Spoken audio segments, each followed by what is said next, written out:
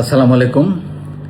প্রত্যেকটি প্রতিকূল ঘটনা বা হার নতুন সম্ভাবনার দ্বার খুলে দেয়। আপনি জীবনে কোনো একটা কিছু শুরু করেছেন, কোনো একটা স্বপ্ন দেখেছেন, সেই স্বপ্ন অনুযায়ী কাজও শুরু করেছেন। কিন্তু এরকম কোনো কারণ নাই যে আপনি সেটাতেই সফল হবেন। একবার, দুইবার, তিনবার আপনি হেরে যেতে পারেন, পড়ে যেতে পারেন, লস করতে পারেন, স্বপ্ন ভঙ্গ হতে পারে। কিন্তু আপনাকে আবার শুরু করতে হবে।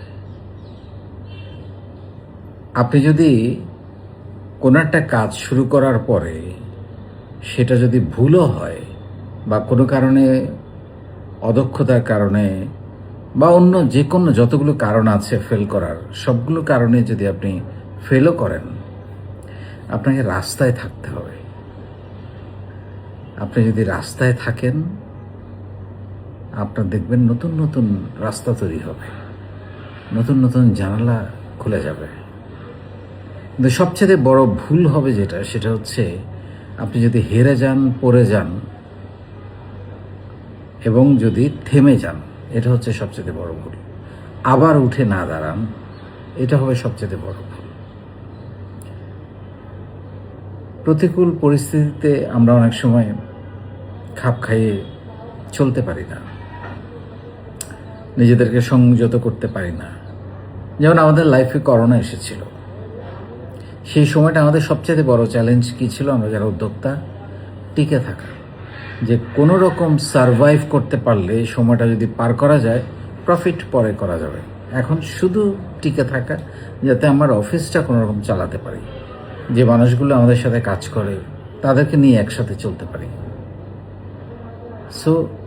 এবং প্রতিকূল সময়ে সবসময় থাকে না, এটা আসে আবার চলে যায়। সকাল হবার মতো রাতের অন্ধকার যেমন করে পার হয়ে যায় সকালের সূর্যের আলোতে, তেমনি প্রত্যেকটা প্রতিকূল পরিস্থিতি, প্রত্যেকটা দুঃখের সময়, কষ্টের সময় একদিন শেষ হয়। কিন্তু আমরা ধৈর্য ধরতে পারি না। এই প্রতিকূল সময়ে মানুষ কিন্তু সবচেয়ে বেশি বদলায়, নতুন করে চিন্তা করে, নতুন করে নিজেকে অ্যাডাপ্ট করে এবং সুযোগও আসে। প্রতিকূল পরিস্থিতি থেকে যে শুধুমাত্র সব কিছু খারাপ হয় তা কিন্তু না। করোনায় অনেকেরই ব্যবসা প্রবলেম হয়েছে, আবার অনেকেরই নতুন নতুন ব্যবসার আইডিয়া বা ব্যবসার সুযোগ তৈরি হয়েছে। প্রতিকূল সময়ে কি কি সুযোগ তৈরি হয় সেটা নিয়ে আমরা আজকে একটু আলাপ করব। প্রথমে সেটা হচ্ছে নিজেকে বোঝার সুযোগ আসে। হার বা কষ্ট মানুষকে ভাবতে শেখায়, আমি কি ভুল করেছিলাম, আমি কিভাবে আবার শুরু করতে পারি। এটা বোধহয় আমার থেকে বেশি ভালো আর কেউ জানে না। আমার জীবনে এত হার, এত কষ্ট এসেছিল, এত অপমান। যখন আমি ইন্টারমিডিয়েটে খারাপ করেছিলাম, আপনারা সবাই জানেন, এবং বাংলাদেশের কোনো ইউনিভার্সিটিতে আমি ঠিকই নাই। আমার এখন পিছনে ফিরে তাকালে মনে হয় কি হইতো, হয়তো কোনো একটা বিশ্ববিদ্যালয়ে পড়তাম, একটা চাকরি করতাম ভালো, বা কিছু একটা করতাম। কিন্তু এই সবগুলো হার, সবগুলো কষ্ট আমাকে চার্টার্ড অ্যাকাউন্টেন্সি পড়তে ডিরেকশন দিয়েছে। আমার হয়তো সিএ পড়াই হইতো না। আর সিএ না পড়লে, চার্টার্ড অ্যাকাউন্টেন্সি না পড়লে আমার কাছে মনে হয় আজকের আমি হতে পারতাম না। তারপরে এইগুলো আরও অনেকগুলো আছে, সেখানেও আমি চাকরিতে অনেক ভালো করেছি। আমি একের পর এক প্রমোশন পাচ্ছিলাম, because of my sincerity, my dedication, আমার হার্ডওয়ার্ক, সততা, দক্ষতা। কিন্তু সেখানেও একটা পর্যায়ে এসে মনে হলো যে আমার কি এইটুকু করার জন্য জন্ম হয়েছে? তখন আমার মাথার মধ্যে আসে যে আমাকে উদ্যোক্তা হতে হবে। ওই যে বললাম, হার, বাধা, নিজেকে তখন আপনি ঝালাই করতে পারেন। আপনি যখন হেরে যাবেন বা একটা পরিস্থিতি তৈরি হবে, আমি ফেল করার মতো ছাত্র না, বাট আমি হয়ে গেছে। এটা একটা প্রতিকূল পরিস্থিতি, এবং সেটা কি হয়, নতুন পথে হাঁটার সুযোগ তৈরি হয়। যেটা বললাম যে আমি পুরো, যে ছেলেটা ইঞ্জিনিয়ার হওয়ার কথা, সায়েন্স ব্যাকগ্রাউন্ড, পুরো ইউটার্ন করে আমি কমার্সে চলে গেলাম। ম্যাট্রিক, ইন্টারমিডিয়েট সায়েন্স পড়া ছেলেটা হঠাৎ করে গিয়ে কমার্স। তাহলে নতুন হাঁটার সুযোগ, মানে এমন, আমি যদি চিন্তা করি আমার জীবন শেষ হয়ে গেছে, আমি ইউনিভার্সিটিতে চান্স পাই নাই, অনার্সে চান্স পাই নাই, বিষয়টা তো এরকম না, আরও অনেক বড় বড় সুযোগ আছে। তখন আমরা, যেটা হয়, আমরা অনেক সময় যখন এরকম পরিস্থিতি তৈরি হয়, আমরা শুধু বন্ধ দরজাটা দেখি যে আমার দরজা বন্ধ হয়ে গেছে,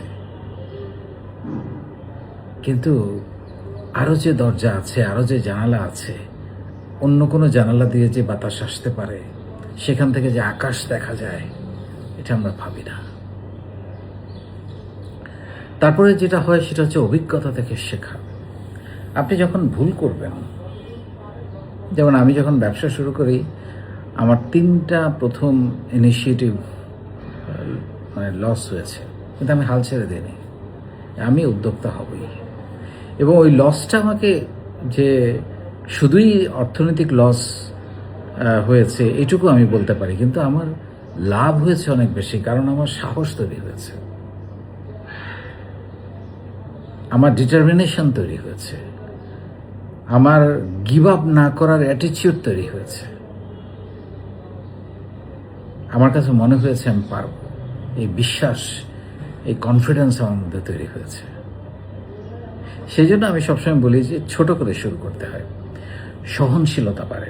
একবার মানুষ নিজে পড়ে গিয়ে যদি একবার উঠে দাঁড়াইতে পারে, তাহলে তার কনফিডেন্স অন্য লেভেলে চলে যায়। এই উঠে দাঁড়ানোটাই হচ্ছে সবচেয়ে বড় ব্যাপার। পড়তেই পারেন আপনি, উঠে দাঁড়াতে হবে, দাঁড়িয়ে আপনাকে বলতে হবে আমি খেলবো, দৌড়াতে হবে। তারপর নতুন মানুষের সাথে পরিচয় হয়।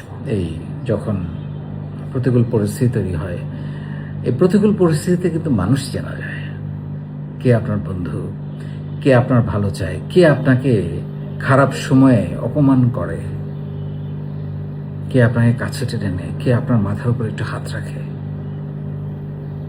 এবং আপনার মধ্যে এইটা তো চেনা যায়, এবং যেটা খুবই গুরুত্বপূর্ণ, আরেকটা বিষয় হচ্ছে আপনার তখন নতুন নতুন মানুষের সঙ্গে পরিচিত হওয়ার একটা আগ্রহ তৈরি হয়।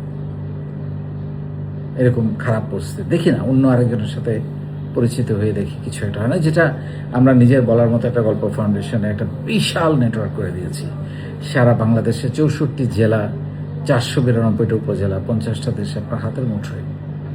যে কারোর সাথে আপনি পরিচিত হতে পারেন, যে কারোর সাথে আপনি কথা বলতে পারেন, যে কারোর সাথে আপনি সম্পর্ক তৈরি করতে পারেন, এবং সেই সম্পর্ক তৈরি করে আপনি একটা পর্যায়ে তার কাছ থেকে কোনো রকমের সুযোগ, যেটাকে আমরা বলবো সততার সুযোগ, বিশ্বস্ততার সুযোগ তৈরি করতে পারেন।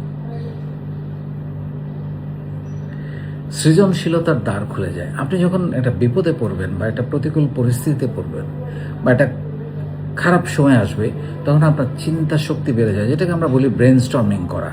একটা প্রবলেম সলভিং অ্যাটিটিউড থাকলে আপনি তখন ব্রেন স্টর্মিং করবেন যে আর কি কি সুযোগ তৈরি করা যেতে পারে, এবং প্রত্যেকটা পরিকল্পনার সাথে প্ল্যান এ এর সাথে প্ল্যান বি এবং প্ল্যান সি থাকা উচিত। যখন আপনি প্ল্যান বি সি নিয়ে ভাবা শুরু করবেন, আপনার মধ্যে দৃষ্টিভঙ্গি, চিন্তার, চেতনার, ভাবনার দুয়ার খুলে যাবে। আপনি সৃজনশীল, ক্রিয়েটিভ মানুষ হয়ে উঠবেন, যেটা জীবনের প্রত্যেকটা ক্ষেত্রে খুব দরকার হয় এগিয়ে যাওয়ার জন্য। তারপর হচ্ছে কৃতজ্ঞ হতে শেখায়। ওই যে আলহামদুলিল্লাহ, আমার জীবনে যা ঘটেছে তার জন্য আমি শুকর। এবং যে মানুষগুলো আমাকে উৎসাহ দিয়েছে এই বিপদের সময়ে, প্রতিকূল সময়ে, কষ্টের সময়ে, তাদের প্রতি কৃতজ্ঞতা, বাবা মায়ের প্রতি কৃতজ্ঞতা তো বলে শেষ করা যাবে না। এছাড়াও কিছু মানুষ থাকে আমার জীবনে, এরকম অনেক মানুষ আছে, আমার চাচা, আমার ভাই, আমার বোনরা, আমার মামারা, আমার শিক্ষকরা, এরকম অনেক মানুষ আছে